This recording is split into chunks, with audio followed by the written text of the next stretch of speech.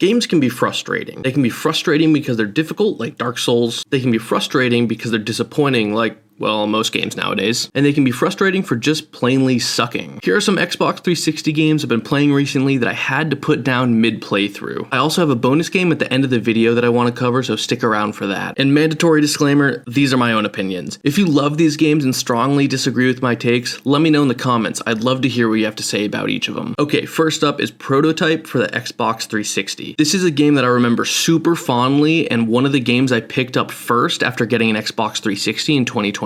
For those who don't know, in Prototype, you play as Alex Mercer, a dude who lost his memory and has crazy cool powers that make him hunted by the military in a city where an infection is taking over. Sort of like the Rage virus from 28 Days Later, but with the mutated zombies of Left 4 Dead. I remember my brother buying this game back in the day, and I loved just gliding and flying around. And that part of the game holds up. Flying around is super fun. Running up buildings and jumping off them is awesome. Oh, sorry, wait.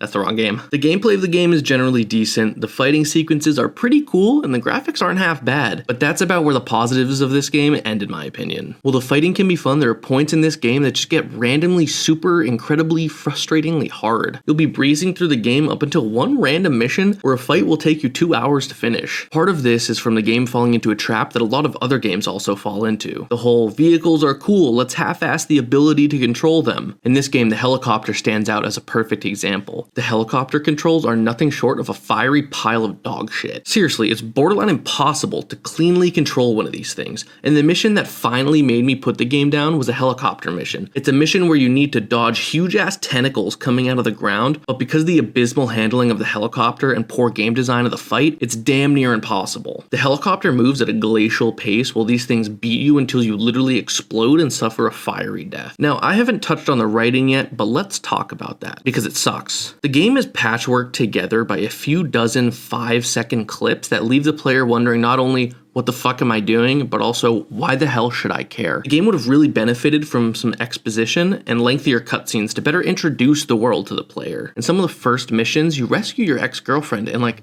2 missions later, she betrays you and sells you out. Not only do you as the player not care, it feels like it's completely irrelevant to the main character who should care. If he doesn't care, why should we care? Alright, next up is Dead Island. What a cool concept for a game, right? A zombie outbreak happens during a vacation to a remote tropical island, forcing you to fight off bathing suit wearing undead with limited resources. I remember as a kid that my brother got this game as it came out, and this is when I was obsessed with Call of Duty Zombies, so I couldn't wait to sink my teeth into it. However, I don't remember that I ever did. I have no recollection of playing this game when I was younger, so I got really excited to give it a go when I saw it on the shelf at my local game store a few months back. And yeah, the game actually started strong. I thought the intro sequence was sort of silly, but I liked the way it plays with the actions and motions of being drunk versus a mindless zombie.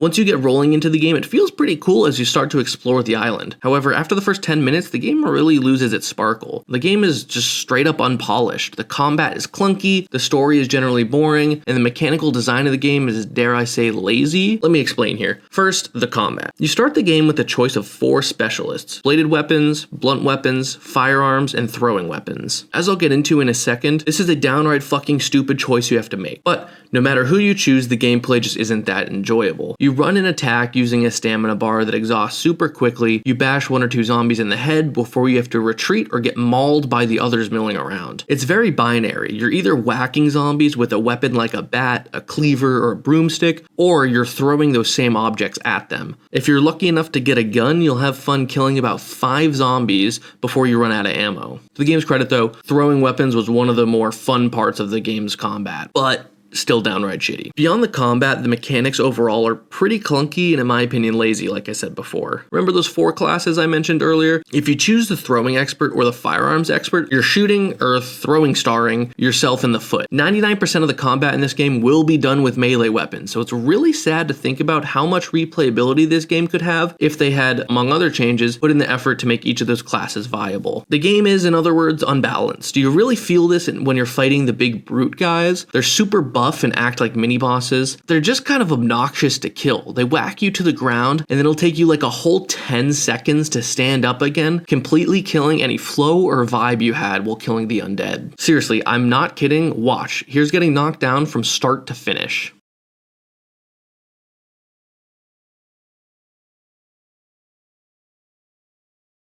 And finally, the game is just boring. After the initial setup of the story, it gets really dry. Go here, get this, come back, go here, talk to that person, kill 10 zombies, come back. There's no meaningful variety to the missions in this game, and it makes the game feel like a real slog to get through. Like I said, I found the game just be unpolished, so I actually put it down after only 4 hours of playing it. Alright, here's the bonus game for this video. This is actually a Wii game, but I didn't want to make a separate video just harping on this game, so I figured I'd include it here as a treat. This is a game that I thought would be the greatest thing since sliced bread. It's called Naruto Dragon Blade Chronicles for the Wii. I know it is an Xbox 360 game, but I just want to get my experience with this one off my chest. First off, I love Naruto. I have almost all the manga. I have like 3 Naruto tattoos. I've watched through the show, filler all 3 times. I love it. And I grew up on those Clash of Ninja games for the GameCube, so recently I've been exploring what I missed when I was younger, like Rise of a Ninja, the Storm games, and then this anomaly, Dragon Blade Chronicles. The premise of the game is